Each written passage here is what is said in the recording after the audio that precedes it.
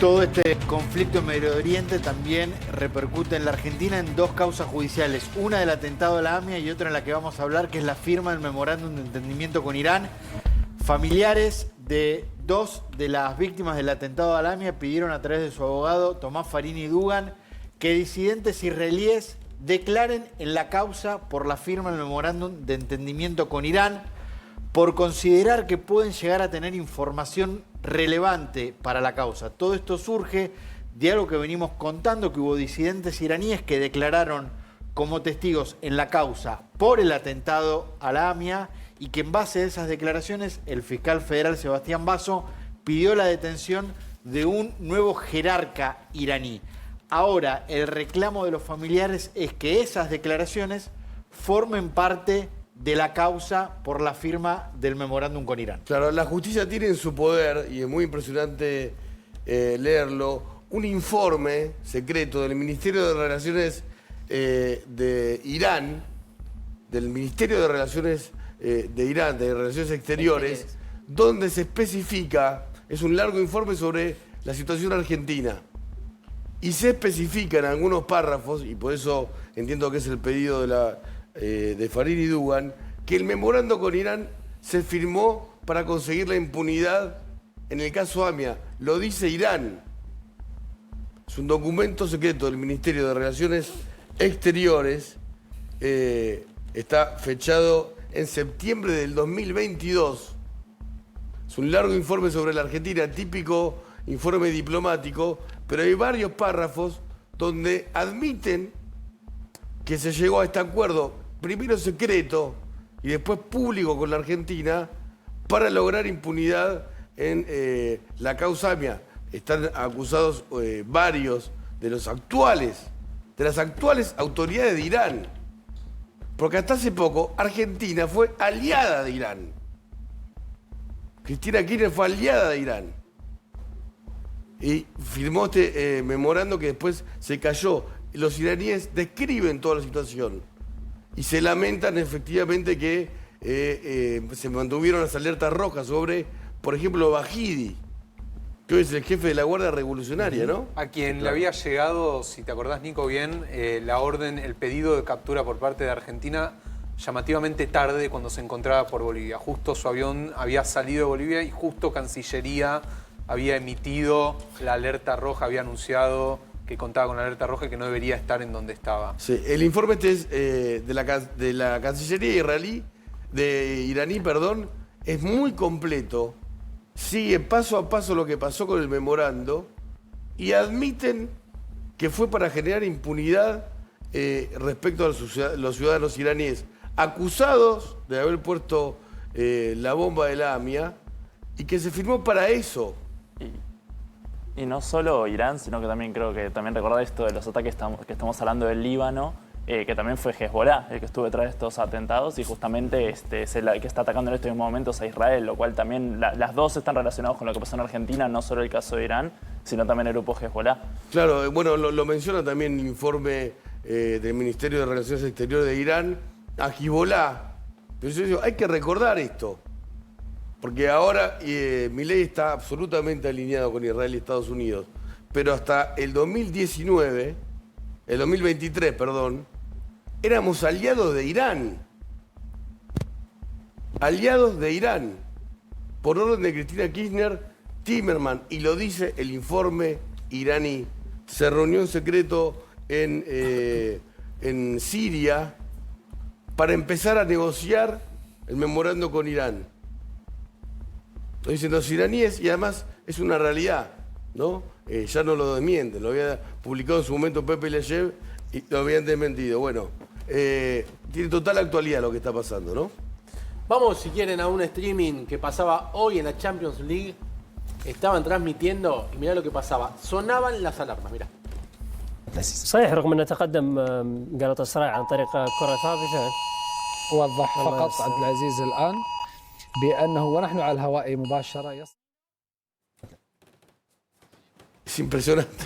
Estaban transmitiendo un streaming. Lo que le pasa a Jessica, que hablábamos antes, que estaba en el medio de una entrevista de trabajo y tuvo que salir corriendo un búnker, le pasa también a los periodistas que transmiten en vivo y a todas las personas. Digo, acá no hay nadie queda bajo la excepción de la guerra. No, como que no suelen ahora las alarmas, Claro. ¿no? Sí, y aparte, claro. el caso de Qatar, que creo que es el más sorprendente de todos, porque justamente Qatar era uno de los mayores países cercanos a Irán. O sea, Qatar es un país que no tiene buenas relaciones con Israel. Y aún así, en todo este contexto, Irán no para de atacar a un país que, como se supone, era el nexo entre Qatar con los países del Golfo. En Qatar, a fin de mes, Argentina debería jugar la finalísima con España, que hoy está en duda de si eso va a Completamente en ocurrir, duda, pero la ¿no? selección argentina debería viajar a esta zona de conflicto, a esta zona de guerra, en 2-3 semanas. Spinelli, a ver, generar este sistema de protección es obviamente complejo, ¿no? El sistema de protección que suenen civil. las alarmas, sí. Relativamente sencillo porque hoy tenemos los teléfonos inteligentes y Claro, va pero todo por detectar que ahí. está saliendo un misil, ¿no? No, esos son La radares. detección, claro, los radares. el Esos sistema son radares de largo alcance que tienen en este caso los norteamericanos con el sistema TAD, que es un sistema antiaéreo de exoatmosférico. Y los tienen con ellos y los van transmitiendo ahí. A su vez hay satélites, a su vez hay barcos, hay muchas cosas que Toda componen una red. parte del sistema. Sí. Ahora, si estás andando en moto o en auto en una ruta, tal vez no escuchar la alarma y te puede pasar algo como vas a ver ahora.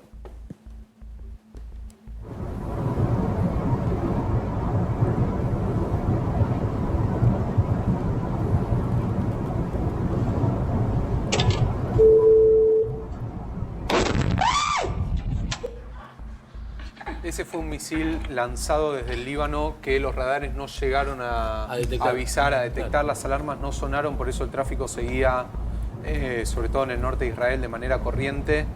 Y el impacto de la guerra es así de cotidiano. Estas son las imágenes más crudas. Lo que más cuesta ver a la gente que nada tiene que ver con este conflicto que está siendo arrastrada. Un conflicto que está costando, según estimaciones, más de $1.000 millones por día. Ese es el costo de la guerra. $1.000 por día. Tremendo. Pensemos lo que todavía no se habla, que es cuando repercuta el aumento del precio del barril de petróleo, que llegó a estar arriba de los $115, hoy está cerca de los $86. Esto va a repercutir en todos, va a repercutir en Estados Unidos. Y por eso también se estima que las declaraciones de Donald Trump y de parte de quienes están llevando adelante los destinos de la Casa Blanca están empezando a hablar como de cierta manera que este conflicto empieza a cortarse y que gran parte de los objetivos fueron cumplidos. Aún así, hay una alerta que es muy interesante y la lanzó quizás uno de los argentinos más importantes en este momento, que es Rafael Grossi, el presidente de la Comisión de Energía Atómica, diciendo que Irán tenía la suficiente cantidad de material para hacer 10 bombas atómicas y ese material todavía sigue estando en Irán, en lugares que fueron atacados, pero siguen estando en Irán y que de alguna manera van a tener que salir. Sí. ¿Qué puede pasar con eso, Guillermo? ¿Cómo es ese material de que hablaba Irán? Tiene el horario enriquecido, el 238, hay bastante, hablan de 400, 600 426 kilos. kilos.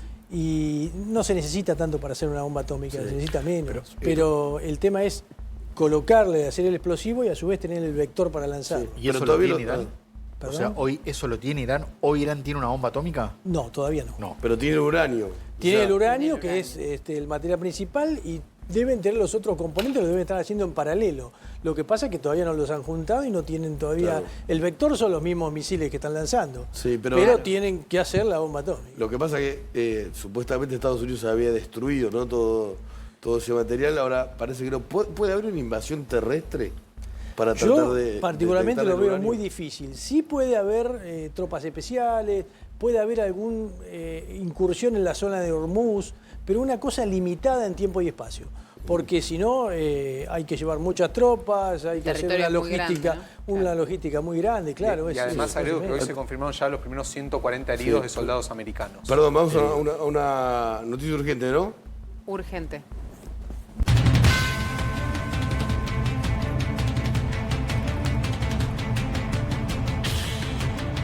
Estamos viendo la tapa de Jerusalén Post, que dice que el nuevo líder espiritual de Irán, Khamenei, está herido, pero sigue en funciones según una fuente, dice Jerusalén Post, O sea, hay todo un misterio sobre Khamenei, ¿no? Si estaba, si no estaba, si aparece, por qué no aparece, si está herido. Bueno, ahora es Jerusalén Post dice que sí. Bueno, la mayoría de la familia de Khamenei fue perder su vida cuando fue el ataque donde estaba él ubicado.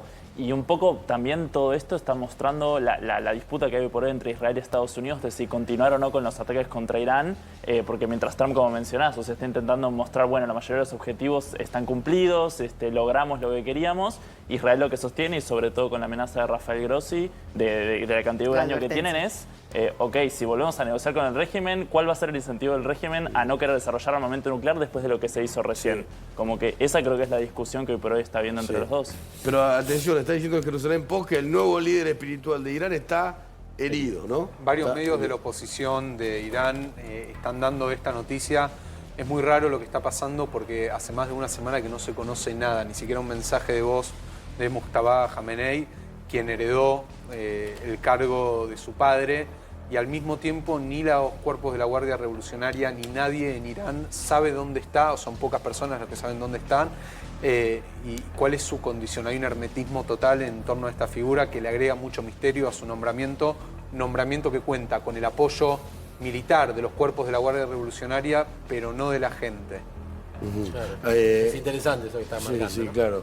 También, si aparece, se supone que Israel y la inteligencia de Israel están esperando eliminarlo, ¿no? Sí, ahí esperan y le van a lanzar todo lo que tengan. Lo que pasa es que, claro, ahora está bastante protegido este hombre.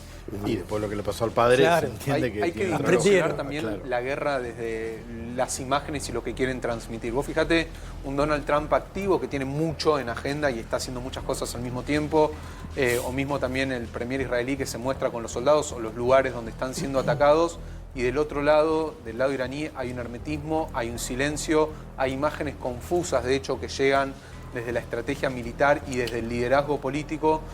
Quizás esta palabra suene mucho acá en Argentina, una grieta dentro de Irán que se está colando muy fuerte y que habla de la debilidad después de los ataques que vienen sufriendo. Entonces, por eso también el deseo de Donald Trump, evidentemente desde lo declarativo, de que este conflicto se acorte. ¿Alguien sabía que esto iba a pasar? ¿Sabía? ¿De la guerra, decís? Sí. Escuchemos a Máximo Kirchner. ¿Y con qué se informa? Bueno, ¿Qué mira? Todo, mira, después del episodio de la Decime peritonitis... que no sigue mirando C5N todo el día, por favor. No, estaba mirando, no. Pues ya fue, ¿viste? Ya estaba mirando un poco 26 TV, viste, que tiene todo, Que política tiene internacional, y va cambiando todo por ahí, y desde fines de enero, en cada conversación que íbamos a cenar, Tiene que vamos mirar a un mundo de charlar. sensaciones. Bueno, estaba así, me venía diciendo va a haber guerra, no tiene salida, va a haber guerra, la economía en Estados Unidos no le arranca, tiene elecciones intermedias, mira cómo salieron estas elecciones intermedias, pasa esto, pasa el otro. Y hubo guerra. O sea, el sentido, esto no quiere decir... Bueno, es una intuición política Esto no quiere decir que de una señora que fue 2 veces presidenta Claro, también. esto no quiere decir que cada vez que patea un penal sea gol. O sea, pateado Mario y Messi han errado penales. O sea, esto por no, también en eso me refiero al empacho Pero ella te pragmatismo. anticipó la guerra. La tenía clara y lo analizaba, y era un análisis de 10, 15 minutos que te decía por qué. No era que se levantaba y te decía va a pasar esto y se va, digamos. De vuelta, la señora que supuestamente anticipó la guerra, metiendo un penal como Messi, según el hijo, fue la persona que pactó con Irán por la impunidad en el caso AMIA. Néstor Kirchner no. Cristina Kirchner cambió esa posición. Se anticipó la guerra, tal vez tenía información de Irán, uno podría preguntarse. Va a juicio oral por esto, Cristina.